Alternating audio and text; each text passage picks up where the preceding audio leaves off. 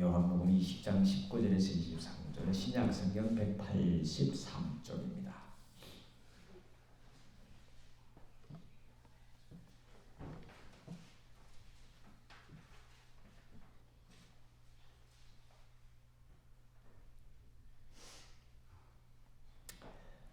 요한복음 20장 19절에서 23절까지 우리가 다 같이 한 목소리로 보겠습니다. 함께 다 같이 읽겠습니다. 시작.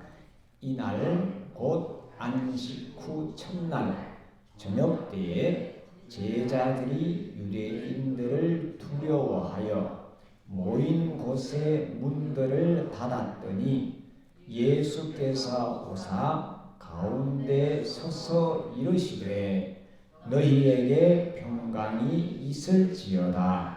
이 말씀을 하시고 손과 옆구리를 보이시니 제자들이 주를 보고 기뻐하더라. 예수께서 또 이르시되 너희에게 평강이 있을지어다. 아버지께서 나를 보내신 것 같이 나도 너희를 보내노라. 이 말씀을 하시고 그들을 향하사 숨을 내쉬며 이르시되 성령을 받으라. 너희가 누구의 죄든지 사하면 사하여질 것이요 누구의 죄든지 그대로 두면 그대로 있으리라 하시니라. 아멘.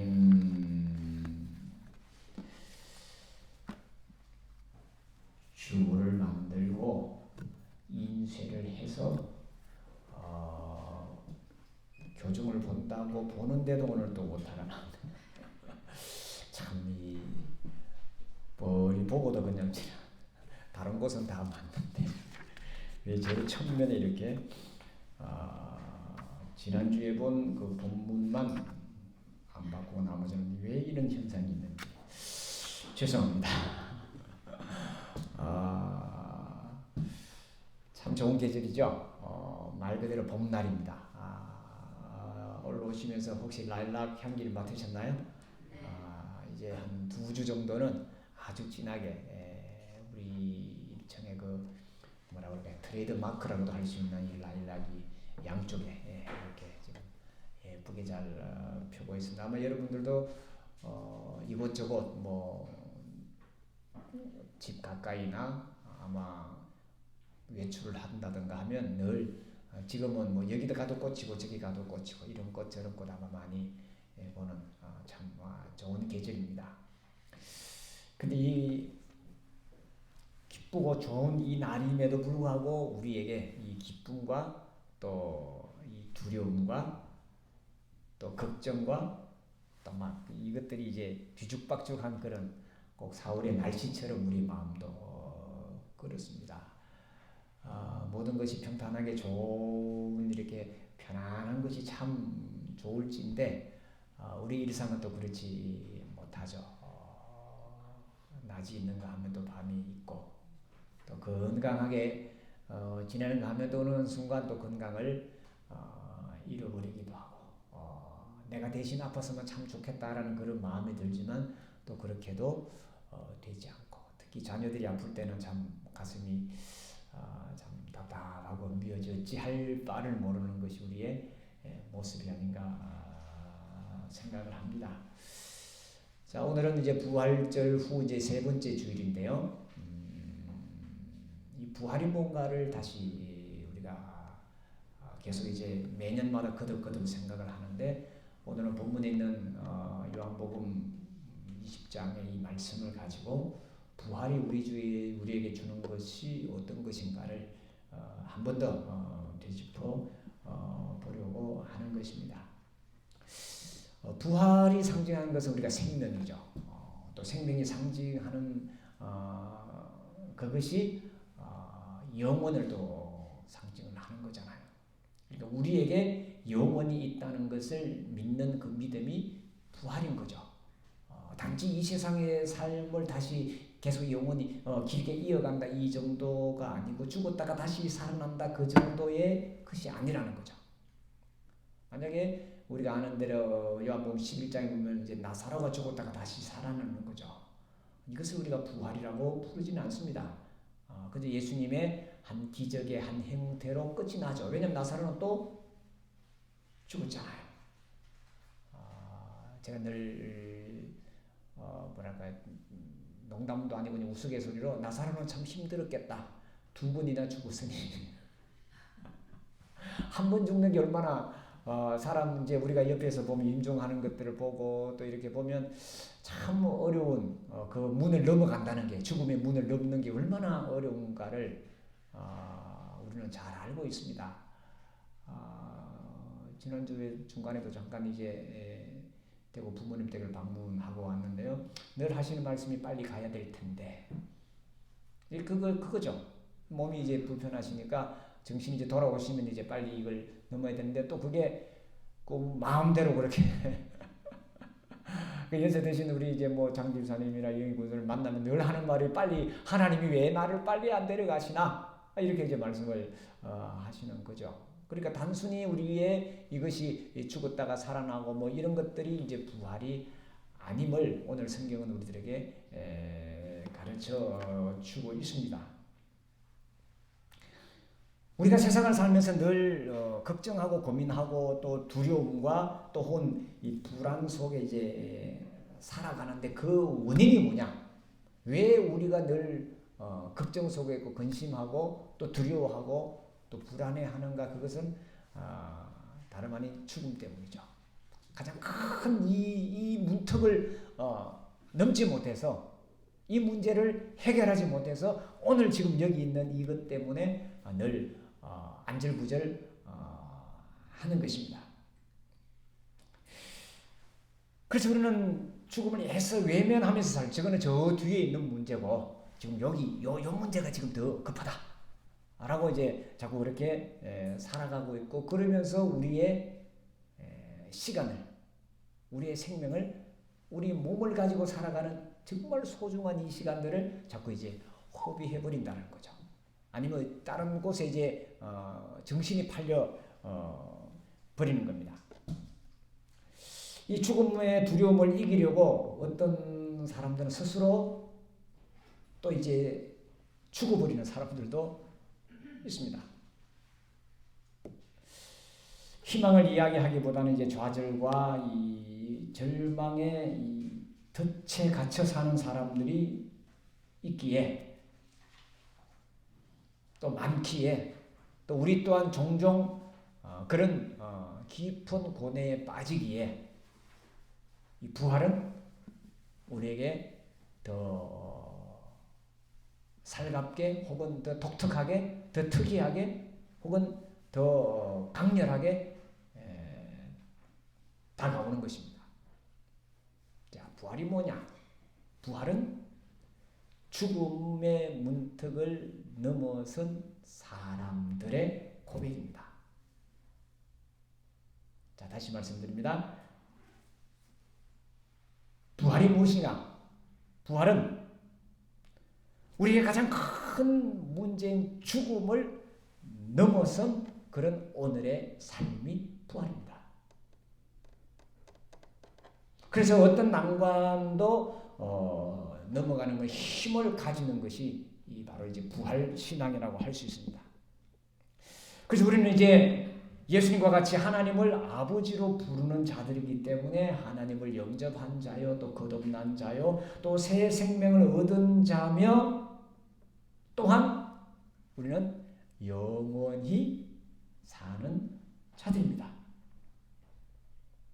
자, 오늘 우리가 성경을 통해서 부활한 자의 그 삶이 어떻게 변화되는지, 혹은 어떻게 예수님께서 이 부활의 삶을 증명해 주셨는지를 살펴보려고 하는데, 이 부활한 자의 삶은 두려움을 기쁨으로 변화시키는 사람이며, 이제 우리는 우리의 삶이 어떤 고난도 혹은 어떤 십자가도 혹은 업보라 생각하고 어쩔 수 없이 겪는다고 생각하는 것이 아니라 그 모든 일들이 하나님께서 내게 주신 기쁨이요, 하나님께서 내게 주신 평안이요, 하나님께서 내게 허락해 주신 나의 기름을 알면 내 모든 시간이 행복으로 바뀐다는 거죠. 오늘 지금 여기 와 있는 이 자체가 하나님께서 나를 가장 사랑하신 그런 모습이다. 물론 이보다 더 좋고 더 나은 어떤 장소와 시간이 있을지 모르지만 지금은 이것이 하나님께서 내게 주신 가장 큰 축복의 시간이다라는 거죠. 앞으로 또 어떤 시간을 하나님께서 마련해 놓았을는지는 놓아 주셨는지는 우리는 알 길이 없습니다. 그저 희망할 뿐이고 바랄 뿐입니다. 그것이 옳지 않을지는 아무도 장담할 수가 없는 거죠. 근데 중요한 것은 오늘 지금 여기 내가 있다는 이것, 지금 내가 하나님 이름을 부른다는 것, 내가 아직 숨을 쉬고 있다는 이 자체는 하나님이 내게 주신 가장 큰 축복이다라는 거죠. 왜 우리에게 이 부활의 삶이 필요한가? 왜 필요한가? 요즘 TV만 틀면 이 전세 사기 문제가 계속 나오죠. 그리고 이것 때문에 이 목숨을 그냥 저버리는 젊은 친구들이 계속 나오니까 아주 사회의 큰 이슈화가 되어 있습니다.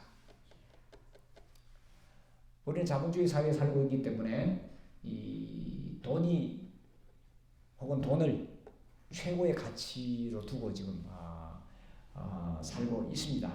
그래서 이 돈을 잃어버리면 최고의 가치가 없어져 버리기 때문에 우리의 목숨도 하찮게 여기는 경향이 종종 심심찮게 일어납니다. 특히 우리나라는 세계적으로 자살률이 가장 높은 나라지 않습니까?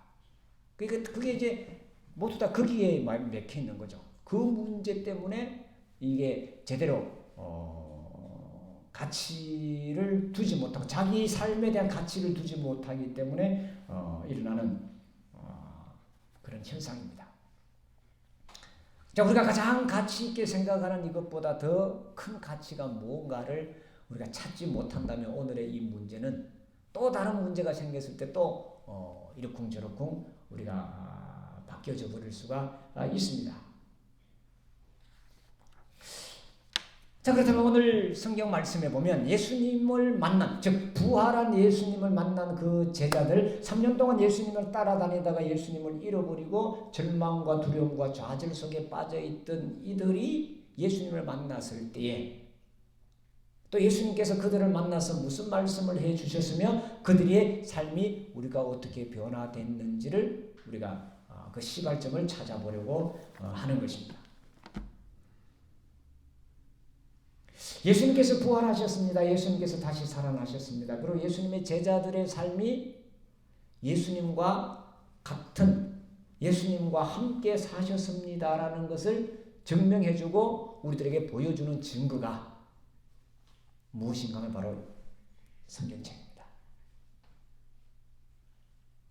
이 성경이 예수님의 제자들에 의해서 예수님을 믿었던 부활을 경험한 사람들이 우리에게 남겨준 유산이잖아요.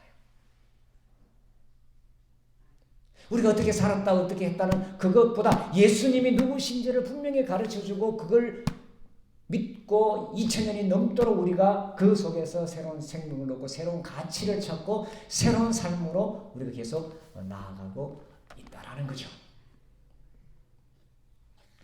자, 그렇다면 어떻게 해서 이 제자들은 그렇게 두려워하고 무서워하면서 살던 유대인이 예수님의 그 십자가의 죽음을 보고는 이제 무서워서 숨어있던 그들이 어떻게 이렇게 우리들에게 이 위대한 유산을 또 위대한 삶을 모범적으로 보여주셨는가?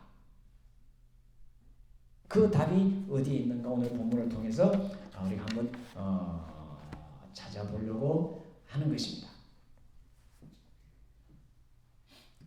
먼저 오늘 본문 말씀에 보면 이렇게 되어 있습니다. 19절 말씀 보면 이날 곧 안식 후 첫날 저녁 때 제자들 유대인들을 두려워하여 모인 곳에 문을 닫았더니 예수께서 오사 가운데 서서 이르시되 너희에게 평강이 있을지어다.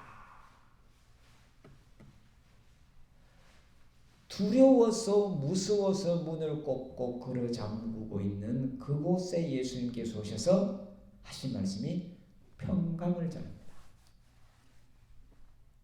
무엇이 평강이었습니까? 밑에 보십시다. 이렇게 되어 있습니다. 이 말씀을 하시고 손과 옆구리를 보이시니 제자들이 주를 보고 기뻐하더라. 무엇이 평강이었어요? 예수님이 다시 살아나신 것이 평강이었습니다. 무엇을 이긴 것이 평강입니까? 십자가를 넘어선 것이 평강이었습니다. 자, 죽음을 넘어선 삶, 죽음을 넘어선 삶을 목격하는 것이 평강입니다. 자, 오늘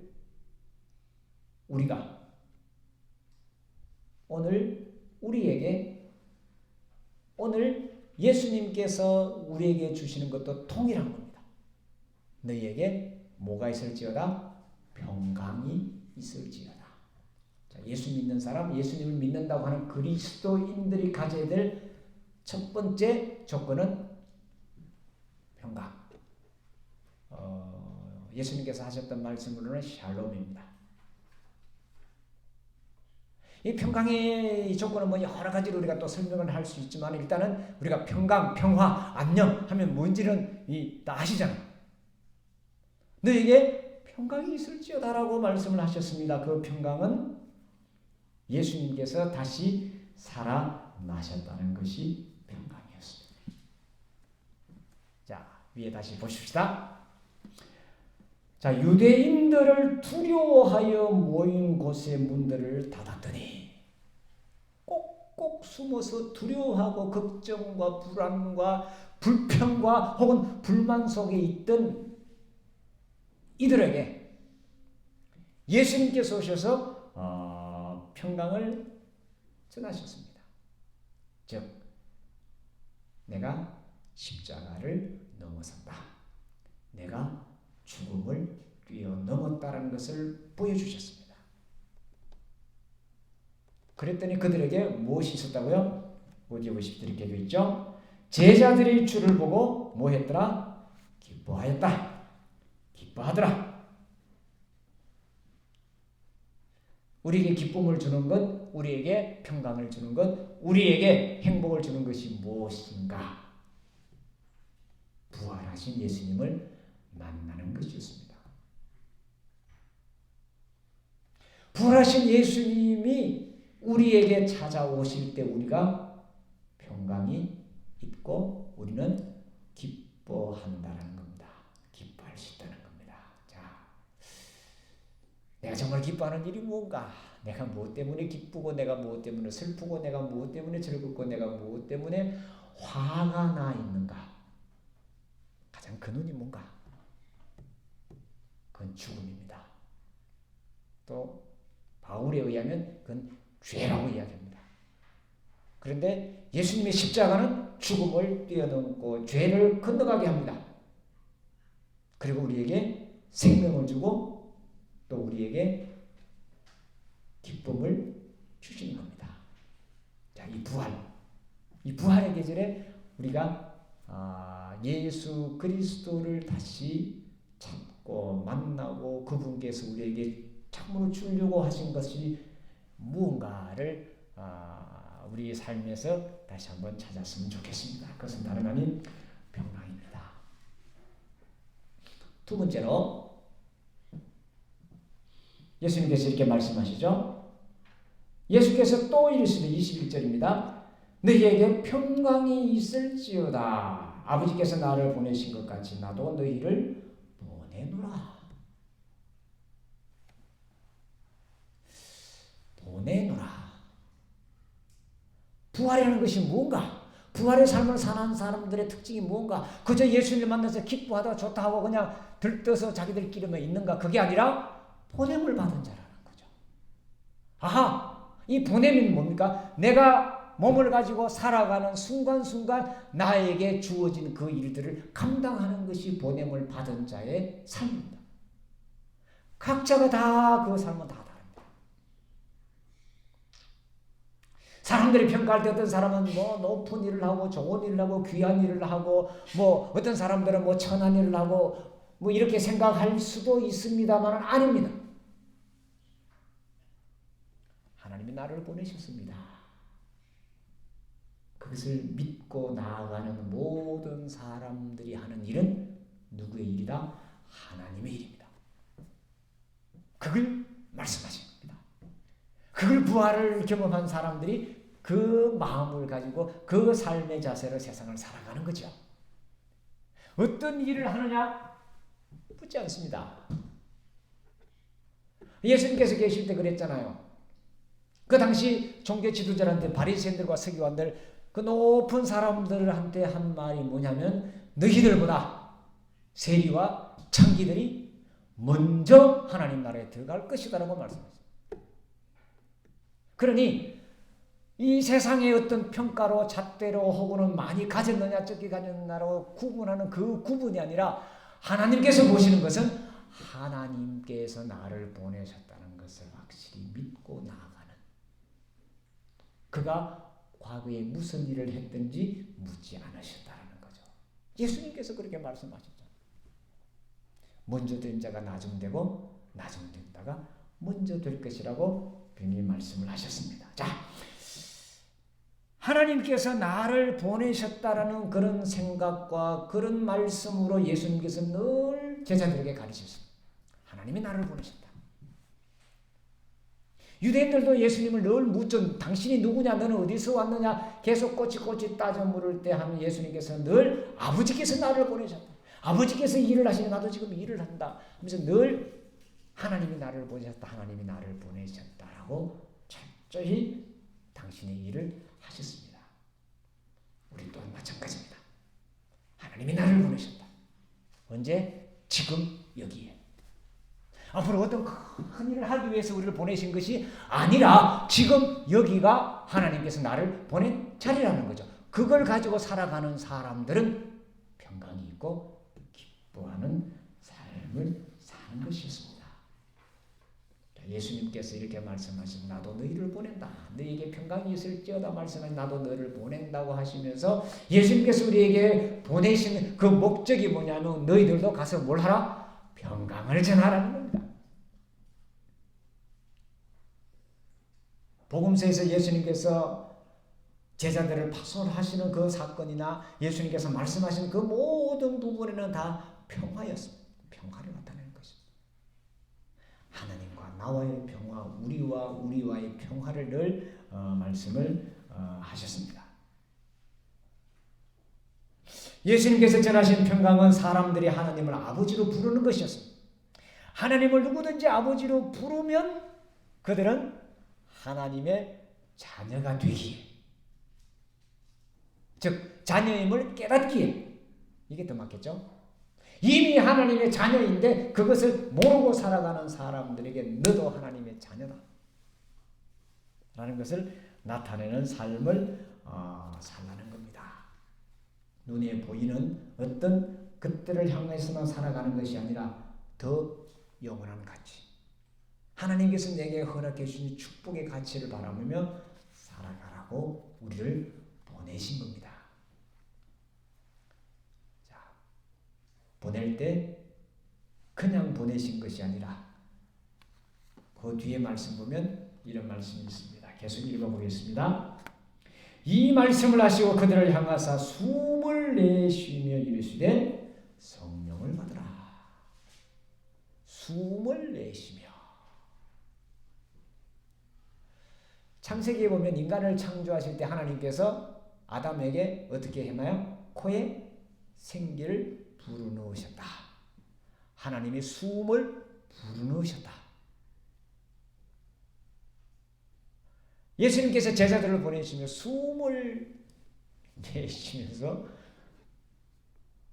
그들에게 성령을 받으라 하셨다. 숨, 생명을 이야기하는 거죠. 목숨을 이야기하는 거죠. 우리가 숨이 끊어졌다 이런 말을 하죠. 돌아가셨을 때. 지금 여기 있는 분들은 지금 숨이 끊어지신 분은 아무도 없지요? 다 숨이 붙어 있습니다. 숨이 붙어 있으니까 생명이 있는 거잖아. 자, 예수님께서 숨을 불어넣으시면서 우리에게 성령을 받아라 하셨습니다. 여러분, 우리 모두는 성령을 받은 사람들입니다. 그 증거가 뭐냐? 제가 늘 말씀드리죠. 지금 여기에 와 앉아 있기 때문입니다. 내 의지로 온 것 같지만 하나님께서 나를 부르셔서 지금 여기 와 있는 겁니다. 성령의 인도로 지금 우리가 하나님의 이름을 부르고 찬송을 하고 또 말씀을 듣고 한 것이죠. 그 자체가 이미 우리는 성령을 받은 자로서, 즉 성령을 받았다는 이 말은 숨을 예수님이 불어넣으신 숨을 우리가 받아들였다, 성령을 받았다는 것은 우리에게 무엇이 있었다는 거냐면 새 생명이 우리에게 이미 태동했다. 새 생명을 가지고 살아간다 이 말입니다. 요한복음 3장에 니고데모와 예수님과의 대화에서 거듭남을 말씀하셨잖아요. 그 거듭난 자가 우리들은 또 다른 곳에 말하면 우리가 회개한 자로서, 또 다른 곳에 말하면 우리가 깨달은 자로서, 하나님이 이런 분이신 순간에 우리가 알고 한 걸음 한 걸음 여기까지 나아가는 자들이다. 우리는 부활한 사람은 성령을 받은 사람입니다. 성령을 받은 사람은 새 생명을 얻은 사람입니다. 새 생명을 얻은 사람들은 하나님의 보냄을 받은 사람으로 하나님의 일을 하는 사람들입니다. 자, 마지막으로 예수님께서 또 이렇게 말씀하셨습니다. 보십시다. 너희가 성령을 받으라 하시면서 그럼 왜 성령을 우리에게 주셨는가? 왜 새 생명을 주셨는가? 왜 부활을 우리에게 주셨는가? 왜 하나님의 일을 하러 하셨는가? 그 하나님의 일이 무언가를 여기서 말씀하셨습니다. 너희가 누구의 죄든지 사하면 사하여질 것이요 누구의 죄든지 그대로 두면 그대로 있으리라. 자, 부활을 경험한 자의 특권이 뭐냐? 축복이 뭐냐? 뭐라고요? 죄 사함의 권세가 누구에게 있어요? 성령을 받은 사람에게 있다는 거죠. 자, 예수님께서 이 땅에 오셔서 여러 가지들을 말씀하실 때 유대인들과 다툼이 있었습니다. 그 다툼 중에 하나가 너의 죄 사함을 받았다라는 이 선언을 갖고 유대인들을 아주 화나게 만들었습니다. 왜? 하나님이 죄를 사하신다라고 유대인들은 알고 있었고, 그리고 하나님 앞에 우리가 죄인이기 때문에 하나님 앞에 재물을 가져가고 뭘 해야 되고 어떻게 행동해야 되고 막 많은 율법 조항을 만들어서 그들을 올가매했습니다. 그런데 예수님께서 그 모든 것 필요 없다. 내 죄 사함을 받았다라고 예수님이 그냥 선언해 버리십니다. 그 죄의 권리에서 벗어나라는 겁니다. 자, 누구의 죄든지 사하면 사해질 것이요 누구의 죄든지 그대로 두면 그대로 있으리라는 이 말씀이 뭐냐? 하나님은 우리를 뭐 하신다? 용서하신다. 용서하셨다는 것을 믿게 하는 거예요. 하나님은 우리의 죄를 가지고 이러쿵저러쿵 말씀하시지 않으시는 분이시다. 왜? 예수 그리스도가 그것을 우리들에게 보여주셨잖아요. 예수의 십자가와 예수의 부활이 우리들에게 그것을 확정해 주었잖아요. 하나님은 죽음조차도 이기게 하시고 죽음조차도 이기는 그런 놀라운 존재로 우리를 만드신 분이십니다. 그리고 지금 우리가 그 증거잖아요. 하나님과의 관계의 죄는 다 해결됐잖아요. 이제 그렇다면 우리가 해야 될 죄 사함의 권세는 또 무엇인가요?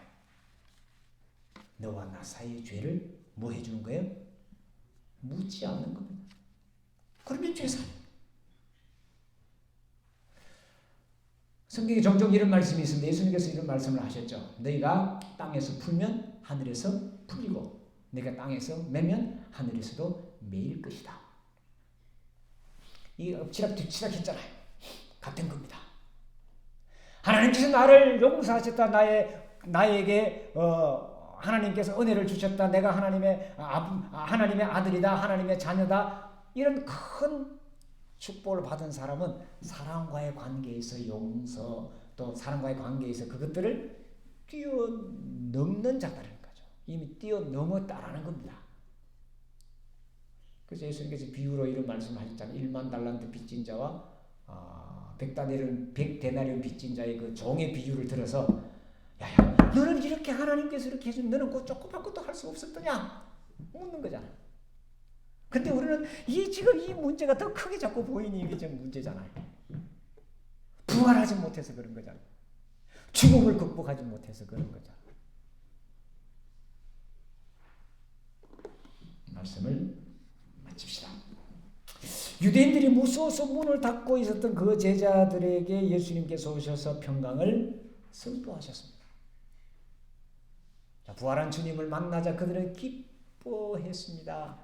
자, 기뻐하고 있는 이들에게 예수님께서는 세상에 너희들을 보낸다 하시면서 성령을 받으라고 말씀하셨고, 우리가 예수님의 파송받은 예수님의 제자라는 것을 나타내는 것이 무언가, 누구의 죄든지 사하면 사해질 것이 누구의 죄든지 그대로 두면 그대로 있을 것이다. 그것은 너희들이 가는 곳마다 뭘 전하라는 거예요. 예수님이 오셔서 제자들에게 전한 것이 뭐였어요? 평강이었습니다. 평화였습니다. 함께 사는 것입니다. 모든 사람들이 인정하는 것입니다. 그들을 있는 그대로 받아들이고 있는 그대로 하나님의 말씀을 나타내는, 하나님의 모습을 나타내는 거죠. 내 삶을 그렇게 살아가는 것이라고 말씀을 하셨습니다. 부활하신 예수님을 만나는 사람에게 평강이 찾아옵니다. 오늘 이 문을 나가기 전에 우리에게 주시는 참된 평강으로 가득한 우리가 되었으면 좋겠고요. 그런 기쁨과 그런 감격으로 이 땅을 또 우리 시간을 더 멋지게 살아내는 저와 여러분이 되었으면 좋겠습니다. 기도하겠습니다. 주님, 두려움과 걱정과 무서움으로 벌벌 떨던 제자들에게 기쁨을 주시고 또 사명을 주시고 또 권능을 허락해 주신 주님께서 오늘 예배하는 우리에게 참된 기쁨이 어디에서 오는지 알게 해주셨고, 또 기뻐하고 또 하나님의 은혜를 아는 자들에게 이 땅을 어떻게 살아야 될지를 또 보여주셨고, 더군다나 우리에게 성령의 충만함을 주시고 성령을 더하여 주셔서 이 세상을 사는 동안 땅에서 모든 문제를 해결하고 땅에서 모든 문제를 하나님 앞에 맡기며 나아가는 저들이 되도록 이끌어 주셨음을 감사를 드립니다. 부활한 자로서 이 세상에 참된 평강을 나타내며 나아가는 우리 모두가 되게 하여 주시옵소서. 주님, 이 땅 여러 곳에 지금 전쟁의 소문이 아직까지도 끝이지 않고 있습니다. 우리나라도 예외가 아닙니다. 주님, 부활의 주님께서 이 땅에 오셔서 참된 평강을 주시고 기쁨을 주시고 성령의 능력으로 하나님의 나라가 이 땅에 이루어지게 하여 주옵소서. 예수님의 이름으로 기도하옵나이다. 아멘.